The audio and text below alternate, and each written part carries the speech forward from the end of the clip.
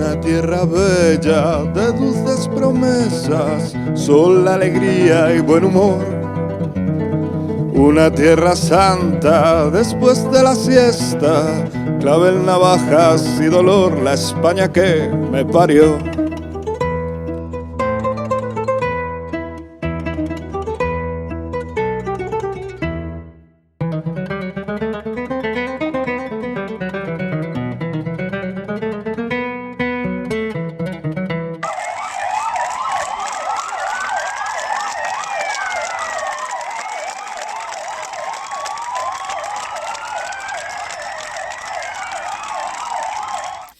Bueno, pues tenemos con nosotros al compañero Manuel Díaz, periodista y director de agencia de comunicaciones.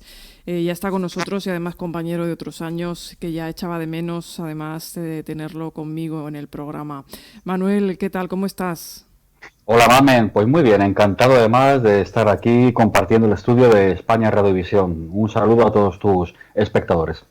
Bueno, es un placer tenerte. Ya recordaba desde hace mucho tiempo que no te tenía cerquita, aunque sea ya ahora con videoconferencias y eso, pero recuerdo buenos tiempos, con la buena vida.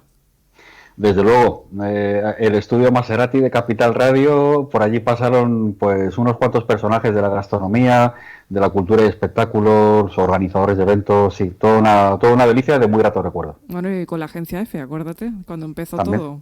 exacto, eso es, exacto, exacto. Los primeros años del programa.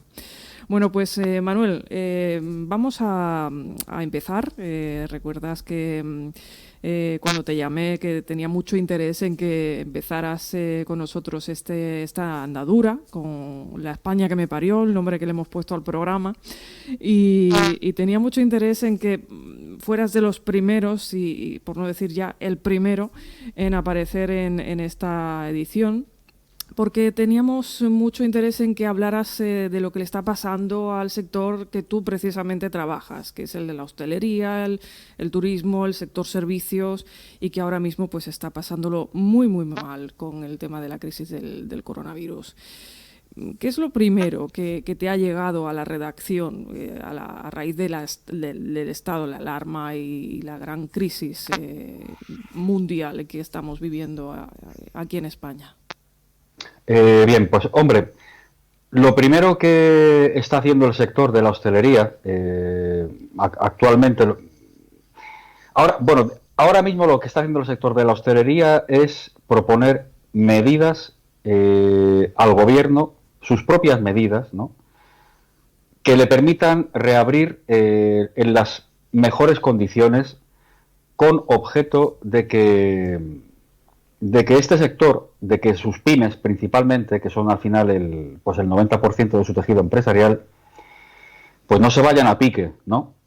Ahora mismo el sector está distribuido en un espectro que oscila del optimismo comedido, es decir, restaurantes, bares que creen que van a poder abrir en junio, creen que van a poder aguantar el tirón, aunque solo sea con un tercio del aforo, y creen que van a poder resistir hasta septiembre, que es la fecha un poco que se ha dado de manera orientativa para ya llegar al 100% del aforo y afrontar un otoño en el que también supuestamente llegaría ese consumo normalizado, ¿no?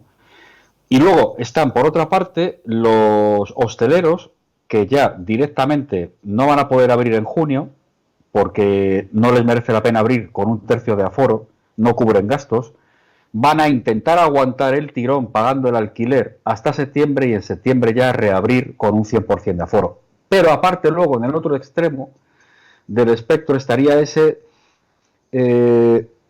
grupo que ya directamente se plantea no abrir.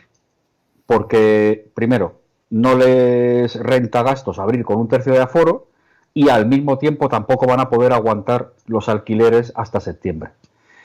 Y se están planteando no abrir. De hecho, ya, según los datos de Hostelería Madrid, la Asociación de Hosteleros de Madrid, más o menos el 15% del tejido de la hostelería se da por perdido, más o menos.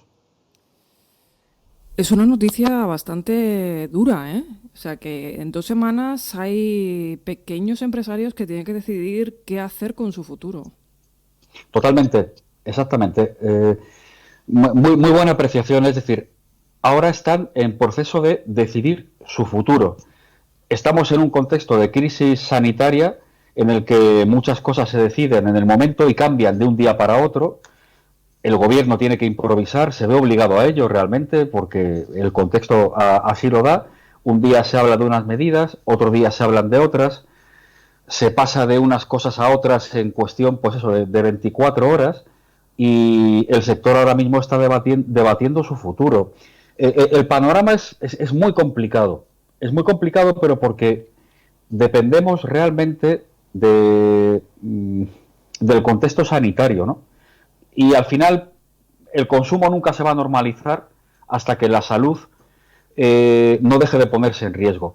Mientras exista un mínimo de riesgo para la salud, no se va a normalizar el consumo, primero por parte de la propia sociedad y segundo por parte evidentemente del gobierno y de sus medidas. Y claro, ahora mismo los tiempos que estamos barajando, no solo en hostelería, en todo el conjunto del sector servicios, son muy orientativos. Porque sí, estamos dando por hecho que se va a abrir en junio con un tercio de aforo, pero es que a lo mejor no se llega ni a junio. Ojo. Y estamos dando por hecho también que en septiembre, orientativamente, los bares abrirían, bares y restaurantes, con un 100% ya de su capacidad, pero es que a lo mejor se alarga todo el otoño. Hoy había también declaraciones ya, si no me equivoco, sí, era de la ministra de Trabajo, en la que ya casi auguraba que a lo mejor el otoño también se daba por perdido y que la normalidad en consumo no llegaría casi hasta prácticamente Navidades o hasta 2021. Madre mía.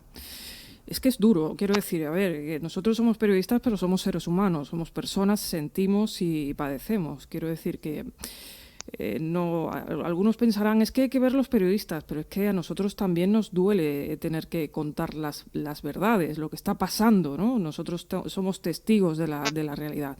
Y contarlo no es grato, ¿no? Tener que decir que un hostelero está pasándolo mal y que a lo mejor no va a poder seguir viviendo de su modo de vida, ¿no? De lo que hasta ahora ha sido su modo de vida, es durísimo.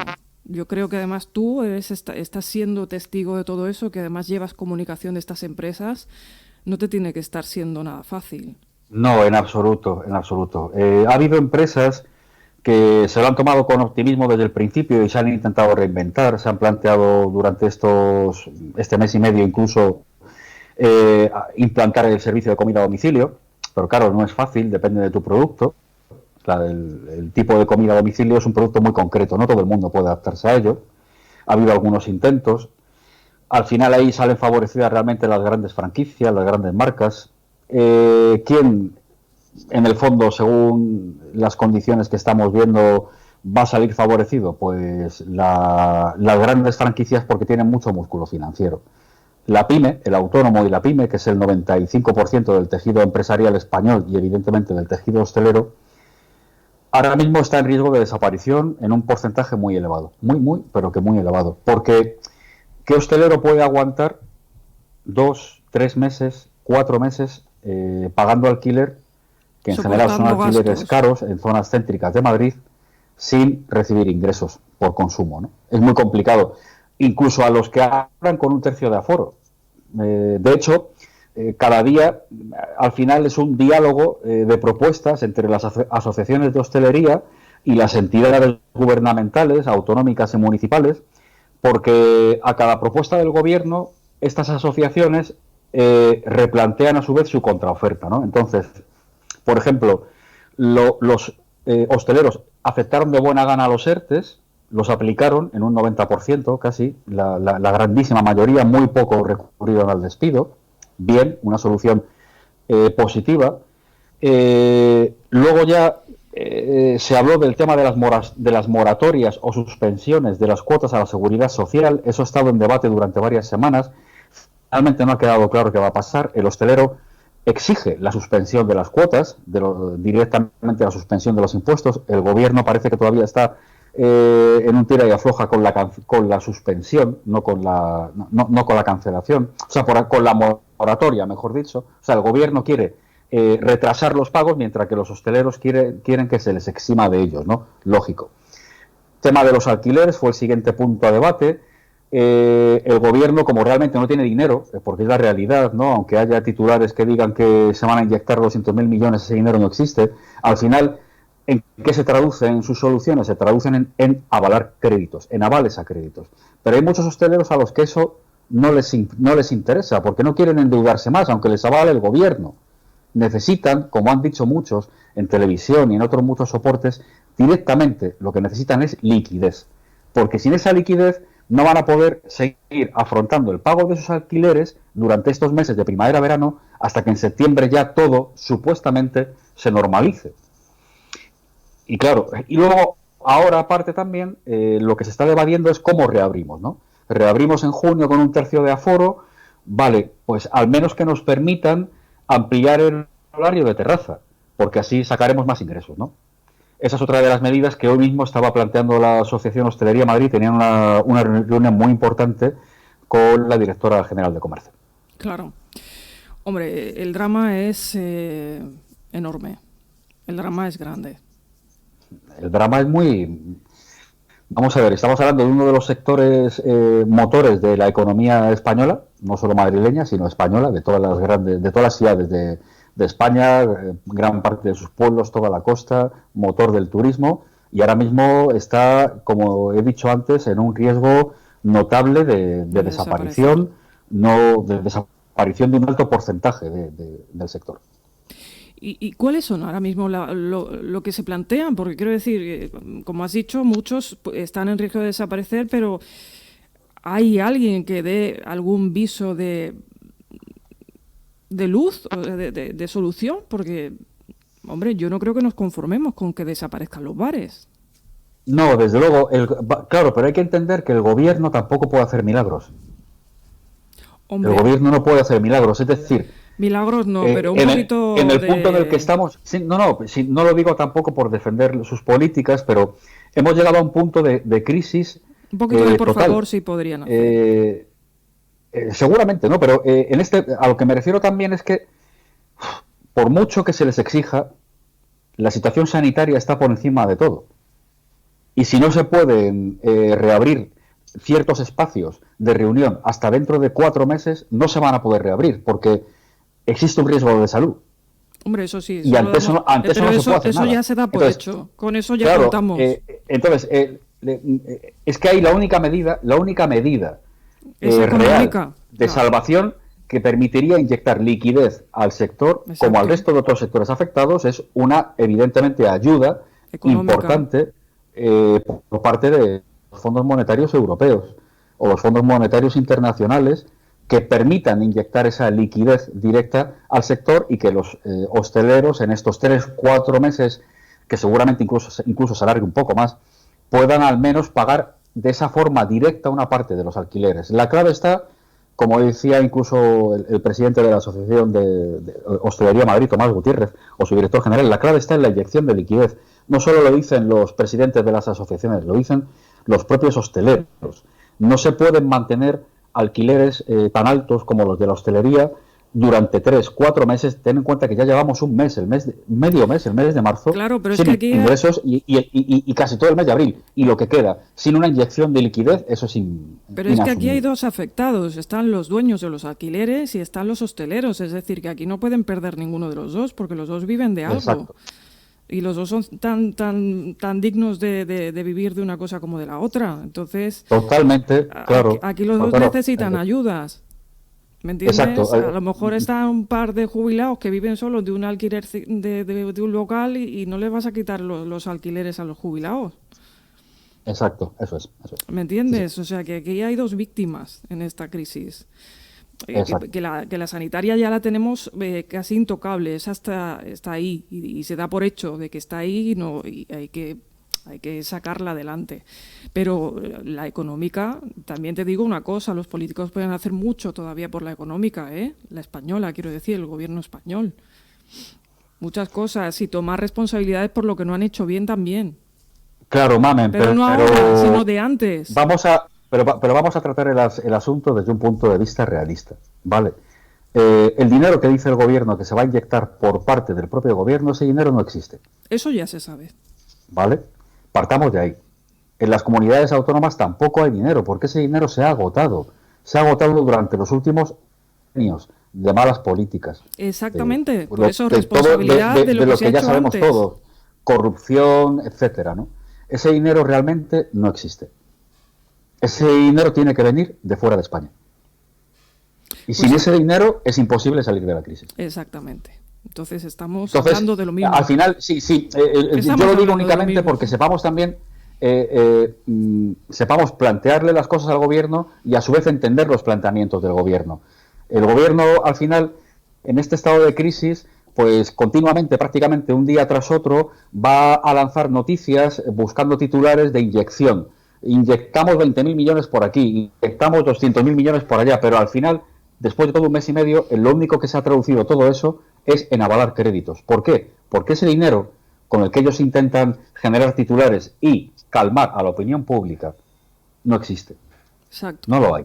España realmente es un país muy empobrecido, porque lo han empobrecido malas políticas económicas y empresariales, por parte, evidentemente, de los gobiernos de turno, sin acusar a uno ni a otro, pero nos han convertido casi en un país tercermundista debido a eso.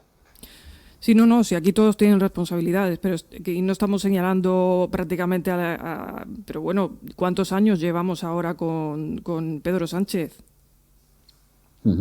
Yeah. ¿Me entiendes? ¿Y qué gestiones se han estado haciendo? ¿O cómo se ha prevenido el coronavirus si nos centramos en esto? Sí, estoy de acuerdo, pero Mamen, que yo creo que precisamente el mensaje que deja esta crisis, uno de los principales, va más allá de los políticos. Hombre, por está supuesto. Está muy por encima de los políticos. Solo hay que ver cómo está ahora mismo el planeta. Solo hay que mirar eso. Claro, lo que hay que tener claro es que, mira, el día 22 de febrero en Italia había 8 muertos por coronavirus. Eso era portada de casi todos los periódicos españoles. Nuestro Ministerio de Sanidad no tomó ninguna medida preventiva oficial hasta el día 11 de marzo. Es decir, han pasado 3 semanas. 3 semanas durante las cuales, sin ser genios de la prevención, ¿vale? Sin ser genios de la prevención, ya se podrían haber aislado, por ejemplo, las residencias de mayores, que ya se sabía desde la epidemia en Wuhan que eran el principal núcleo, el principal grupo de riesgo. Ya se podían haber pedido test para enviarlos a esas residencias. Ya se podían haber pedido respiradores. Ya se podían haber testeado las UCIs disponibles en el sistema sanitario español, en el ámbito municipal, en el ámbito autonómico, en el ámbito estatal y en el ámbito privado. Y no se hizo absolutamente nada. Todo el mundo sabe, al margen del partido al que votes, que con una prevención meramente razonada se hubieran ahorrado seguramente decenas de miles de vidas en España. Ojo, en España. Pero además, lo curioso de esto, por eso no estoy empeñado tampoco en atacar al gobierno, es que, igual que España actuó tarde, muy tarde, teniendo el caso de Italia aquí pegado, tu vecino, es que encima Francia, teniendo ya el caso de España y de Italia, también actuó tarde. Y Estados Unidos, teniendo el caso de toda Europa, también actuó tarde. Es decir, el mundo ha hecho el ridículo. Mal de muchos no es consuelo de tontos. Pero aquí la conclusión a la que llegamos es que estamos en manos de gente que no es realmente profesional. Ser político es ser un profesional, pero no ser un profesional de la mentira, sino ser un profesional de tu sector, de la sanidad, del turismo, del trabajo, como ser un juez, que es un profesional del ámbito judicial. Y no estamos en manos de profesionales de la política realmente. Estamos en manos de gente que nos ve como instrumentos para, al final, obtener su propio beneficio económico, sean del partido que sean, si es que eso da exactamente igual. Pero si es que los periodistas no estamos para culparlos, estamos para llamarles la atención cuando hacen las cosas mal, se llamen como se llamen. O sea, tenemos una labor de vigilantes. ¿Me entiendes? O sea, ¿qué te voy a contar yo a ti? Que hemos estudiado la carrera. Pero desgraciadamente hasta el ámbito de la comunicación ha caído en la misma telaraña, Mamen. Es decir, los ciudadanos hemos dejado de ser ciudadanos porque hemos perdido el espíritu autocrítico. No digo crítico, digo autocrítico. Vale, a los ciudadanos, desgraciadamente, los diferentes partidos y sus estrategias de comunicación electoralista que no acaban nunca, que son interminables. Están haciendo comunicación electoral desde el primer día del año hasta el último y continúan al siguiente. Los partidos al final nos han convertido en altavoces ciegos de sus propias doctrinas. Y nos hacen pensar que por votarle, vale, que porque yo vote a un partido, mi partido es infalible. ¿O estás en contra del otro? No, yo ya, Sí. por votar a mi partido, yo ya creo que mi partido no se equivoca. Y eso es caer en su trampa. Y en esa trampa hemos caído todos los españoles durante estos años de democracia. Y al final estamos enfrentándonos unos con otros porque uno ve La Sexta y lee El País y el otro escucha Cadena COPE y lee El Mundo. Y cada uno se cree que su partido no se equivoca y ha perdido el espíritu de crítica y sobre todo el espíritu de autocrítica. Y no, perdona, por votar a un partido, tu partido no es infalible. Tú lo que pasa es que te has quedado ciego.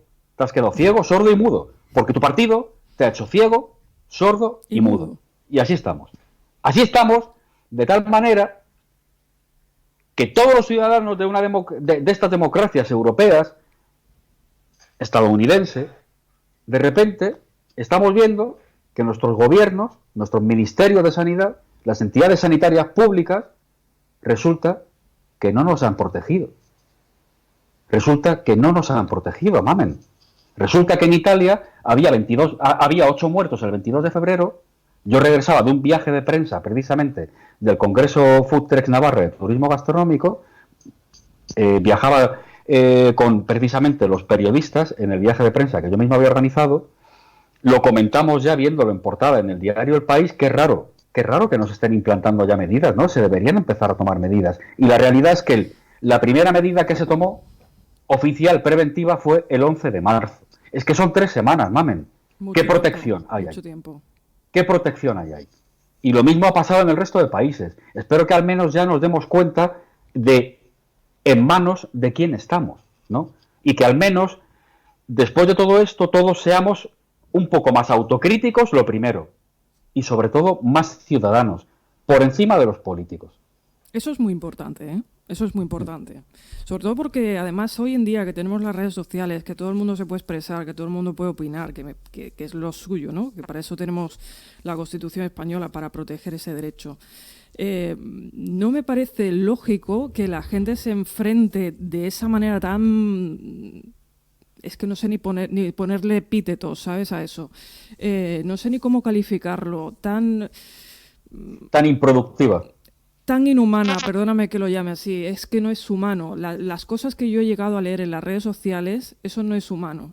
O sea, cómo nos enfrentamos en las redes hasta el punto de hacernos tanto daño, de perdernos el respeto, de no tenernos ni cariño, ¿sabes? Ni un mínimo de... Pues ese es el resultado de sus estrategias de comunicación electoral horrible, y política. Me parece miserable, ¿sabes? Llegarnos a perdernos el respeto, ¿sabes? Totalmente. Eso es lo que ellos quieren, los medios están a su servicio y al final el público... Cuando ninguno se va a llevar nada, quiero decir, salvo los que estén a sueldo, claro, que ahí no digo nada. Sí, vamos a ver, la realidad es la que es, ¿vale? Ellos han conseguido que, por así decirlo, el perfil del español de izquierdas que vota al PSOE vea La Sexta y lea El País, y en cambio el perfil del español de derechas que vota al PP escuche Cadena COPE y lea El Mundo. Y eso es lo peor que puede pasar.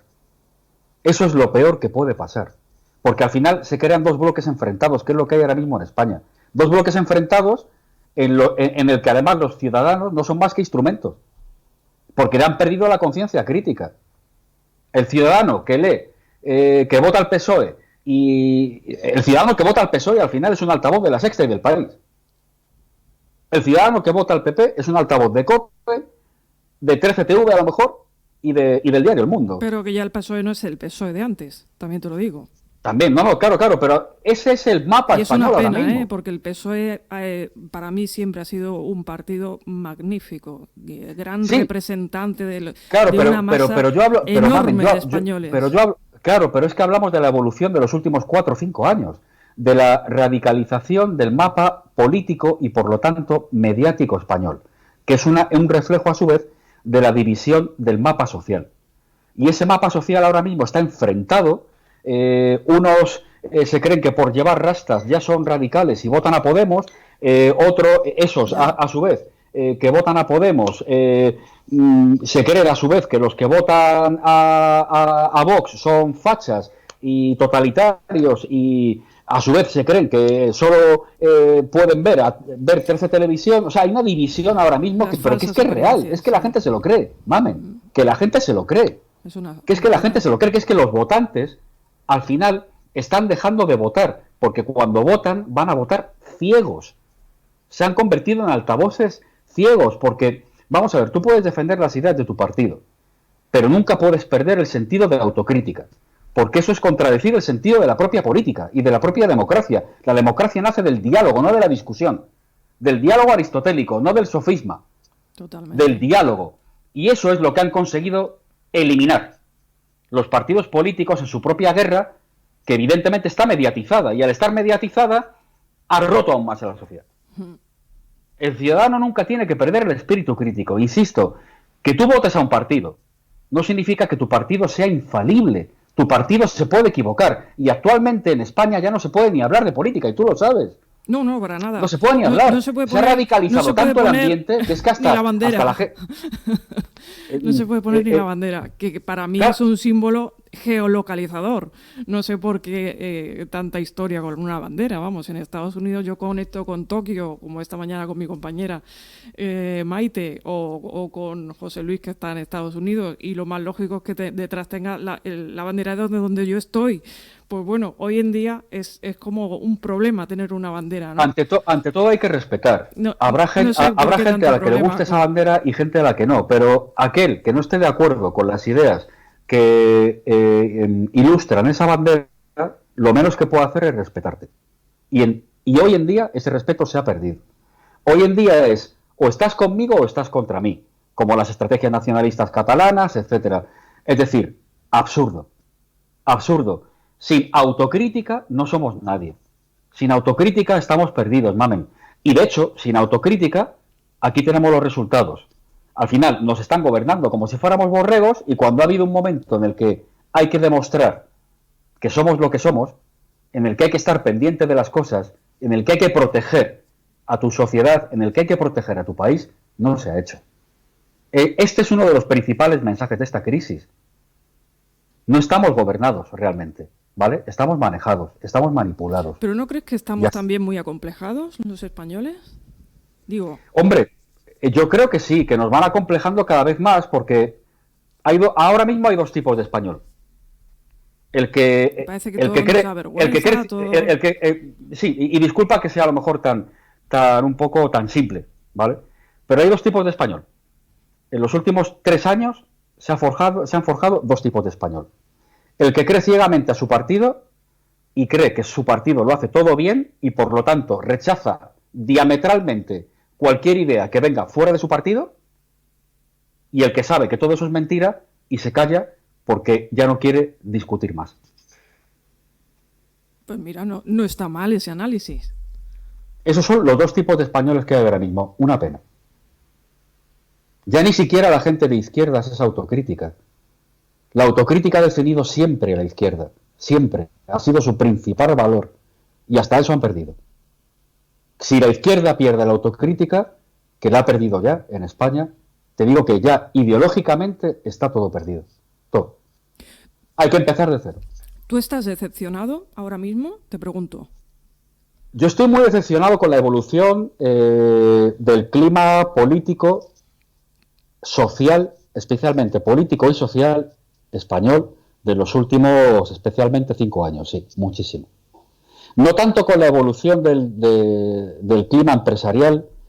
Creo que España, pues fíjate, los datos turísticos del sector han ido mejorando año tras año. El turismo gastronómico, por ejemplo, va adquiriendo su lugar, su espacio. Surgen cada vez nuevas tendencias, empresarios pioneros, la hostelería se ha desarrollado muchísimo. Culturalmente España sigue siendo puntera en los ámbitos más creativos, ¿no? Nos sigue faltando industria propia, es la realidad también.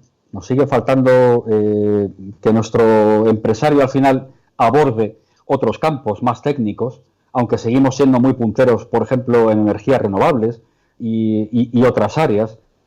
Pero desgraciadamente desgraciadamente la evolución política, que es a su vez un poco reflejo de la evolución empresarial, porque la política y la empresa están muy ligadas unas a otras, ha dividido tanto ya a la sociedad, la ha colapsado tanto, la ha bloqueado tanto, que ahora mismo ya ese bloqueo social, esa falta de diálogo social, esa incapacidad que tenemos ya para hablar, para meternos con el partido de tu amigo, sin pensar que tu amigo se va a enfadar con nosotros y nos va a dejar de hablar.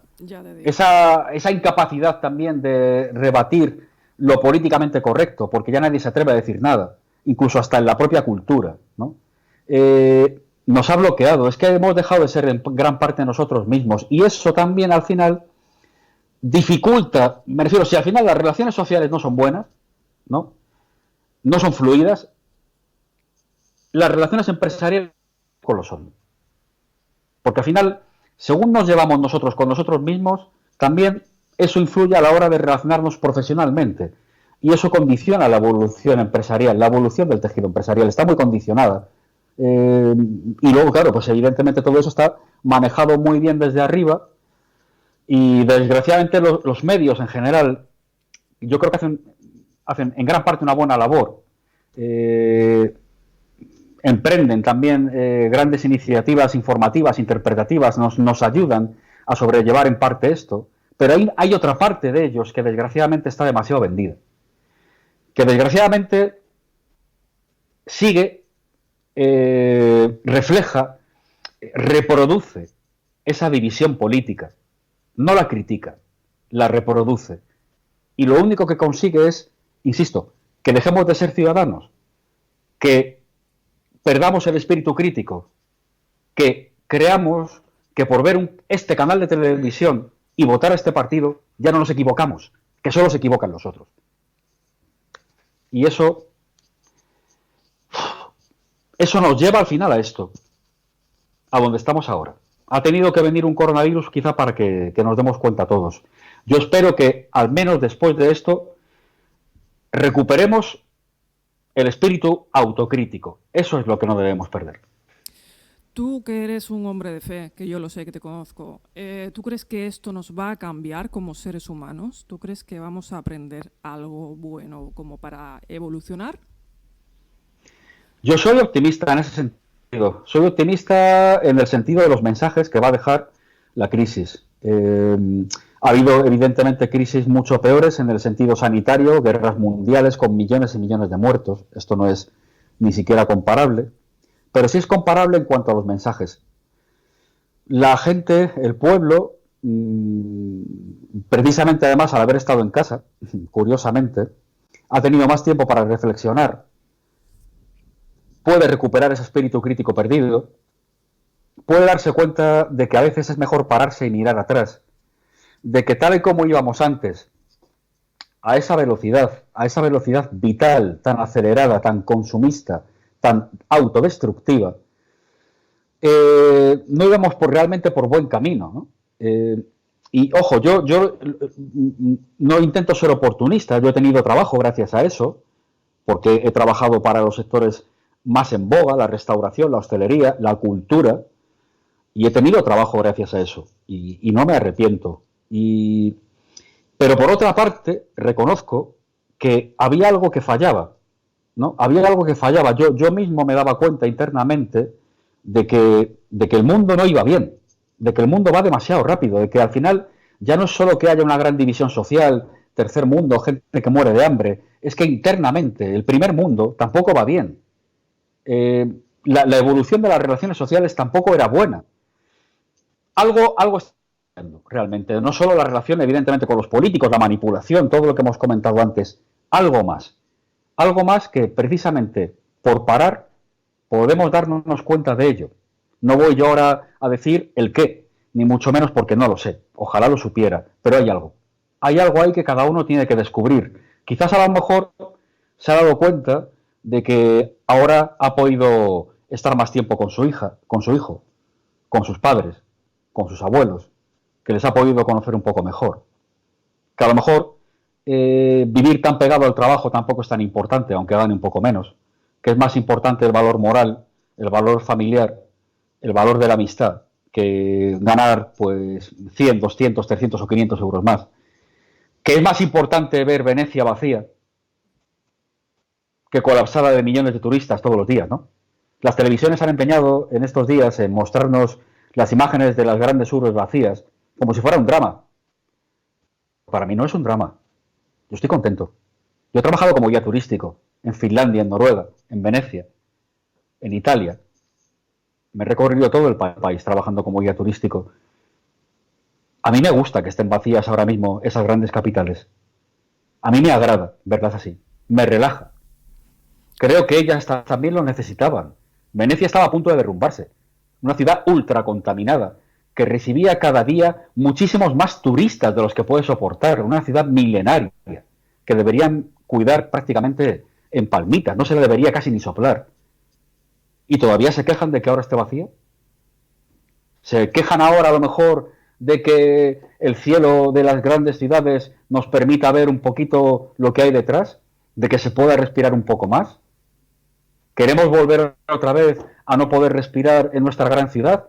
¿A que no pueda prácticamente ni ver el tejado de ese edificio que tengo encima porque lo cubre una nube total de polución? Es verdad. A mí no me gustaría volver a eso. A mí no me gustaría volver a eso. Deberíamos meditarlo, la verdad, después de todo lo que hemos vivido. Yo creo que hay momento al menos para ello. No se sabe a dónde vamos a ir, desde luego, pero al menos esto nos está dando que pensar.